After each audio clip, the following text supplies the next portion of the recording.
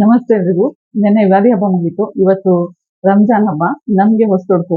ರಂಜಾನ್ ಹಬ್ಬಕ್ಕೆ non veg ಚೆನ್ನಾಗಿ ಸಿಗತ್ತೆ ಅಂತ ನಾನ್ ವೆಜ್ ತಂದಿನಿ. ಅಮ್ಮ ಮಟನ್ ಕರಿ ಮಾಡಿದ್ದಾರೆ. ಮಟನ್ ಕರಿಗೆ ನಮ್ಗೆ ತುಂಬಾ ಫೇವ್ರೆಟ್ ಕಾಂಬಿನೇಷನ್ ಅಂದ್ರೆ ಬಿಳಿ ಹೋಳಿಗೆ. ಈ ಬಿಳಿ ಹೋಳಿಗೆನ ನಾನು ಚಿಕ್ಕ ವಯಸ್ಸಲ್ಲಿ ಫಸ್ಟ್ ತಿಂದಿದ್ದು ಅಪ್ಪಾಜಿ ಅವ್ರ ಫ್ರೆಂಡ್ ಗಣೇಶ್ ರಾವ್ ಅಂತ, ನಮ್ಮೂರ್ ನ್ಯಾಮ್ತಿ.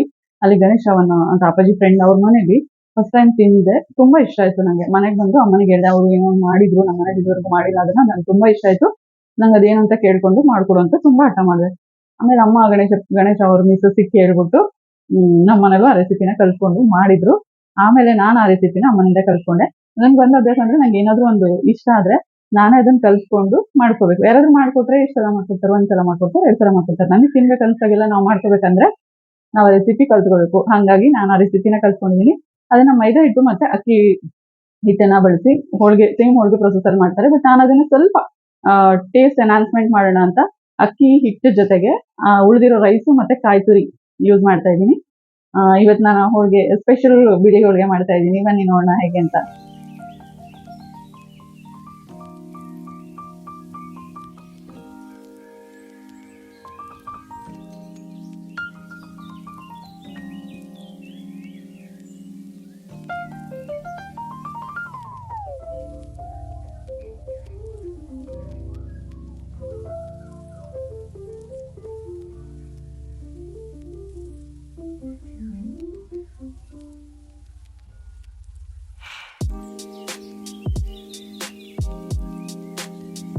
ಈ ಹಿಟ್ಟು ಎಣ್ಣೆ ಎಲ್ಲ ಹೀರ್ಕೊಂಡು ಚೆನ್ನಾಗಿ ಒಳ್ಳೆ ಟೆಕ್ಸ್ಚರ್ ಬರ್ಬೇಕಂದ್ರೆ ಒಂದು ಅರ್ಧ ಗಂಟೆ ಆದ್ರೂ ನೆನಿಬೇಕು. ಇವಾಗ ಹೂರ್ಣ ರೆಡಿ ಮಾಡ್ಕೊಳ್ತಾ ಇದ್ದೀನಿ. ಒಂದು ಅಗ್ಲ ಸ್ಟೀಲಿನ ಪಾತ್ರೆಯಲ್ಲಿ ನಾನೇನು ಮೆಜರ್ಮೆಂಟ್, ಮೈದಾ ಹಿಟ್ಟು ಮೆಜರ್ಮೆಂಟ್ ತೋರಿಸಿದೆ ಅದೇ ಮೆಜರ್ಮೆಂಟಲ್ಲಿ 1 ಕಪ್ ಅಕ್ಕಿ ಹಿಟ್ಟು ಮಾತ್ರ ಹೂರ್ಣ ಮಾಡ್ತಾ ಇದ್ದೀನಿ ನಾನು. 1 ಕಪ್ ಅಕ್ಕಿ ಹಿಟ್ಟಿನ ಹೂರ್ಣ. ಹಾಗಾಗಿ ನಾನು 2 ಕಪ್ಪು, ಬಟ್ ಇಲ್ಲೊಂದು ಕಾಯಿ ರುಬ್ಬಿರೋದು ಅದು ಇದೆ, ಸೊ ಒಂದು 2.5 ಕಪ್ಪು ನೀರು ಹಾಕ್ತಾ ಇದ್ದೀನಿ. 1 ಕಪ್ ಅಕ್ಕಿ ಹಿಟ್ಟಿನ ಹೂರ್ಣಕ್ಕೆ 2.5 ಕಪ್ ನೀರು ಹಾಕ್ತಾ ಇದ್ದೀನಿ. ಅಳತೆ ಫಸ್ಟ್ ಟೈಮ್ ಮಾಡೋರು ಮೆಜರ್ಮೆಂಟ್ ಮಾಡ್ಕೊಂಡು ಮಾಡಿದ್ರೇನೆ ಚೆನ್ನಾಗಿರುತ್ತೆ. ಇವಾಗ ನೀರು ಕಾದಿದೆ. ಇದಕ್ಕೆ ನಾನು ಉಪ್ಪು ಹಾಕ್ತಿದ್ದೀನಿ. ನಾವು ಕಣಕಕ್ಕೆ ಉಪ್ಪು ಹಾಕಿದ್ದೀವಿ. ಇದಕ್ಕೆ ಸ್ವಲ್ಪ ಹೂರ್ಣ ಸಪ್ಪೆ ಬರಬಾರ್ದಂತ ಸ್ವಲ್ಪ ಉಪ್ಪು ರುಚಿಗೆ. ಈಗೇನು ನಾನು ಅಕ್ಕಿ ಹಿಟ್ಟು ಹೇಳಿದೆ, 1 ಕಪ್ ಅಕ್ಕಿ ಹಿಟ್ಟು ಇಟ್ಕೊಂಡಿದ್ದೀನಿ. ಇದು ಈ ಸಣ್ಣ ಕಪ್ಪಲ್ಲಿ 1 ಕಪ್ ರೈಸು, ಉಳಿದಿದ್ದ ರೈಸು ಮತ್ತು 1 ಕಪ್ ಕಾಯಿ ತುರಿ 2 ಮಿಕ್ಸ್ ಮಾಡಿ ರುಬ್ಬಿಟ್ಕೊಂಡಿದ್ದೀನಿ. ಚಿಟಿಕೆ ಎಣ್ಣೆ ಹಾಕ್ಬೋದು. ಸೊ ಅದು ತುಂಬ ಹೊತ್ತು ತನಕ ಓಪನ್ ಆಗಿಟ್ರು ಹಿಕ್ಕಾಗಲ್ಲ, ಗಟ್ಟಿ ಆಗಲ್ಲ. ಸೊ ಈಗ ನೀರು ಕಾದಿದೆ. ನಾನೀಗ ಕಾಯಿನ ಮತ್ತು ರೈಸ್ನ ರುಬ್ಕೊಂಡಿದ್ದನ್ನು ಹಾಕ್ತಾ ಇದ್ದೀನಿ. ಇದು 1 ಕಪ್ ಇದೆ. 1.5 ಕಪ್ಪು ನಾವು ಹಿಟ್ಟು ಎಷ್ಟು ತೊಗೊತೀವೋ ಅಷ್ಟೇ ನೀರು ಹಾಕಬೇಕಾಗತ್ತೆ. 1 ಕಪ್ಪು ಹಿಟ್ಟು ಹಾಕಿದ್ರೆ 1 ಕಪ್ ನೀರು. ಆವಾಗ ನಮಗೆ ಕಣಕ ಚೆನ್ನಾಗಿ ಬರುತ್ತೆ. ರೊಟ್ಟಿಗಾಗಿ ಅಷ್ಟೇ, ರೊಟ್ಟಿ ಮಾಡೋಕ್ಕೂ ಇದೇ ಮೆಜರ್ಮೆಂಟ್ ತೊಗೋಬೇಕು. 1 ಕಪ್ ನೀರಿಗೆ 1 ಕಪ್ ಅಕ್ಕಿ ಹಿಟ್ಟು. ಇದು ಕಾಯಿ ಹಾಕಿದ್ವಲ್ಲ, ಹಸಿ ಕಾಯಿ ಸ್ಮೆಲ್ ಹೋಗೋವರೆಗೂ ನಾನು ಕೈ ಆಡ್ತಾ ಇದ್ದೆ, ಬಿಟ್ಟಿಲ್ಲ, ತಳ ಹಿಡಿಯುತ್ತಂತ ಕೈ ಆಡ್ತಾ ಇದ್ದೆ. ಈಗ ಕಾಯ್ದು ಹಸಿ ಸ್ಮೆಲ್ ಹೋಗಿದೆ. ಇವಾಗ ಅಕ್ಕಿ ಹಿಟ್ಟು ಮಿಕ್ಸ್ ಮಾಡ್ತೀನಿ.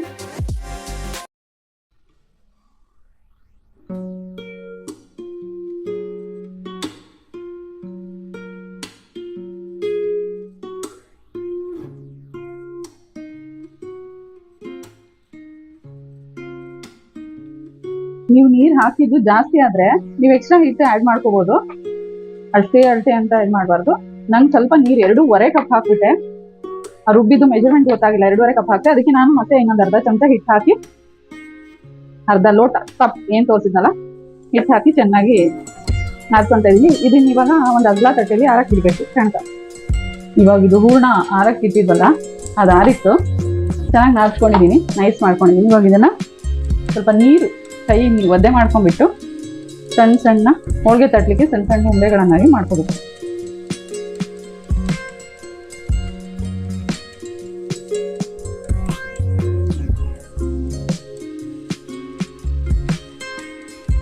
ನಾನು ತೋರಿಸಿರೋ ಮೆಜರ್ಮೆಂಟಲ್ಲಿ ಒಂದು 15ರಿಂದ 16 ಹೋಳಿಗೆಗಳು ಆಗತ್ತೆ.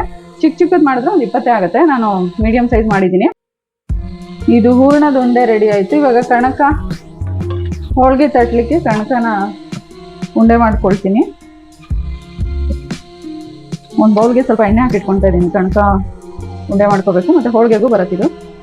ಹೋಳಿಗೆ ಅಂದರೆ ಸ್ವಲ್ಪ ಎಣ್ಣೆ ಜಾಸ್ತಿನೇ ಯೂಸ್ ಮಾಡ್ತೀವಿ.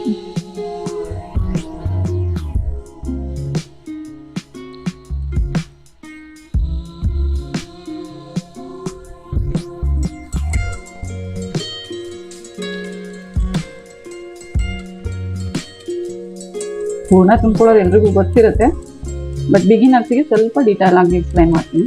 ಈ ಥರ ದೊಡ್ಡದಾಗಿ ಎಲೆ ಥರ ಎಕ್ಸ್ಪ್ಯಾಂಡ್ ಮಾಡ್ಕೋಬೇಕು. ಜೋರಾಗಿ ಹೇಳಿದ್ರೆ ಹೊರಿಯುತ್ತೆ, ನಿಧಾನವಾಗಿ ಮಾಡ್ಕೋಬೇಕು. ಈ ಥರ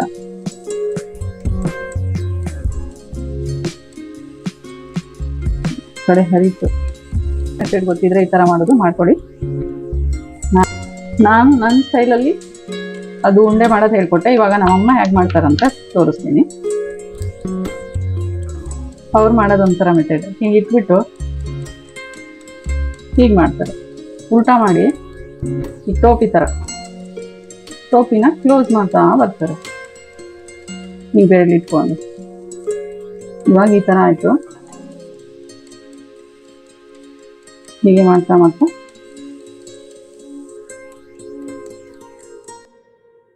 ಇದು ಈಸಿ ಅನ್ಸುತ್ತೆ. ನಾನು ಒಲೆ ಮೇಲೆ ದೋಸೆ ತವಾ ಇಟ್ಕೊಂಡಿದ್ದೀನಿ, ಕಾಯ್ಲಿಕ್ಕೆ ರೆಡಿ ಮಾಡಿ ಇಟ್ಕೊಂಡಿದ್ದೀನಿ. ಇವಾಗ ಹೋಳಿಗೆ ತಟ್ಟಬೇಕು. 2 ಕವರು ಕಟ್ ಮಾಡಿ ಇಟ್ಕೊಂಡಿದ್ದೀನಿ. ಹೋಳಿಗೆ ಪೇಪರ್ ತರಕ್ಕಾಗಲಿಲ್ಲ, ಇವಾಗ ಕವರೇ ಯೂಸ್ ಮಾಡ್ತಾ ಇದ್ದೀನಿ. ನಾವು ಹೋಳಿಗೆನ ತಟ್ಬೋದು, ಮಾಮೂಲಿ ಮನೇಲಿ ಏನು ತಟ್ತೀವಲ್ಲ ಆ ಥರ ತಟ್ಬೋದು, ಅಥವಾ ಮನೇಲಿ ಚಪಾತಿ ಉದ್ದೋ ಥರ 2 ಕವರ್ನ ಉದ್ಬೋದು. ನಾನು ಎಲ್ಲ ಥರನೂ ತೋರಿಸ್ತಾ ಇದ್ದೀನಿ. ಇವಾಗ ಒಳ್ಳೆ ಕವರ್ ತಗೋಬೇಕು. ಈ ಕವರ್ ಸ್ವಲ್ಪ ಡ್ಯಾಮೇಜ್ ಆಗಿದೆ, ಇಟ್ಸ್ ಓಕೆ.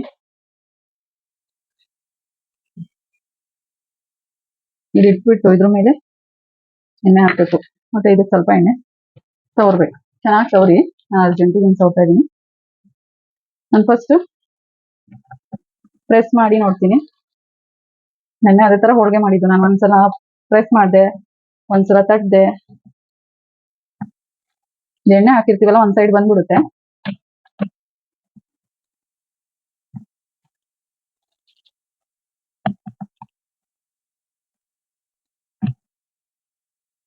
ಪ್ರೆಸ್ ಮಾಡಿದೆ, ಬಂತು, ಚೆನ್ನಾಗಿ ಬಂತು. ಸ್ವಲ್ಪ ಎಡ್ಜಸ್ ದಪ್ಪ ಆಗಿರುತ್ತೆ, ಸ್ವಲ್ಪ ಎಡ್ಜಸ್ ಸರಿ ಮಾಡ್ಕೋಬೇಕು. ಈಗ ಬೆರಳಲ್ಲಿ ಪ್ರೆಸ್ ಮಾಡ್ಕೋಬಹುದು.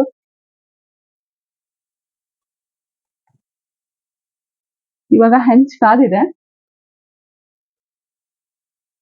ಈ ದೋಸೆ ಹೆಂಚ್ ಯೂಸ್ ಮಾಡ್ತಾ ಇದ್ದೀನಿ ನಾನು, ನಾನ್ ಸ್ಟಿಕ್.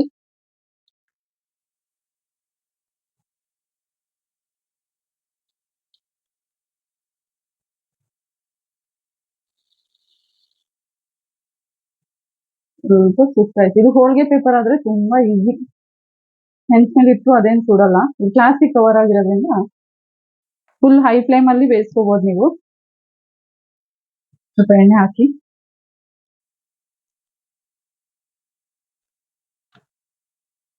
ಪಲ್ಯ ಬಿಸಿ ಮಾಡಿ.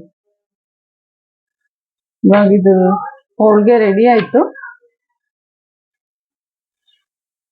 ಪ್ರೆಸ್ ಮಾಡಿ ತೋರಿಸ್ತೆ ಮೆಷಿನ್ ಅಲ್ಲಿ. ಇವಾಗ ಮಣೆ ಅಂತೀನಿ, ಅಳತೋಡಿನಲ್ಲಿ ಉದ್ದಿ ತೋರಿಸ್ತೀನಿ. ಕೈಯಲ್ಲಿ ತಟ್ಟಿದ್ರೆ ಬೇಗ ಎಕ್ಸ್ಪ್ಯಾಂಡ್ ಆಗಲ್ಲ ಅದು. ಎಣ್ಣೆ ನಾವು ಎಷ್ಟು ಹಾಕೊಳ್ತೀವೋ ಅಷ್ಟು ಒಳ್ಳೇದು. ತಳ ಹಿಡಿಯೋದು, ಹರಿಯಲ್ಲ, ಅಂಟ್ಕೊಳಲ್ಲ ಪೇಪರ್ಗೆ.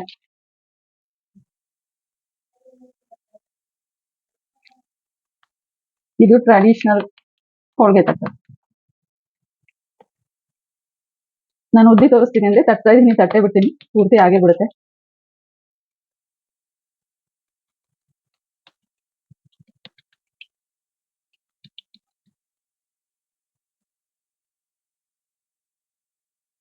ಈ ತರನು ಮಾಡ್ಕೋಬಹುದು.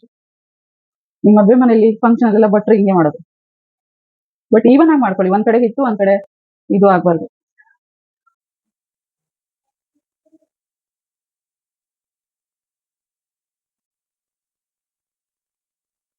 ಅಮ್ಮ ತಿಂದ್ಯಾ? ಟೇಸ್ಟ್ ಮಾಡಿದ್ಯಾ? ಚೆನ್ನಾಗಿರುತ್ತೆ, ತುಂಬಾ ಚೆನ್ನಾಗಿತ್ತು, ಒಳ್ಳೆ ಟೇಸ್ಟ್.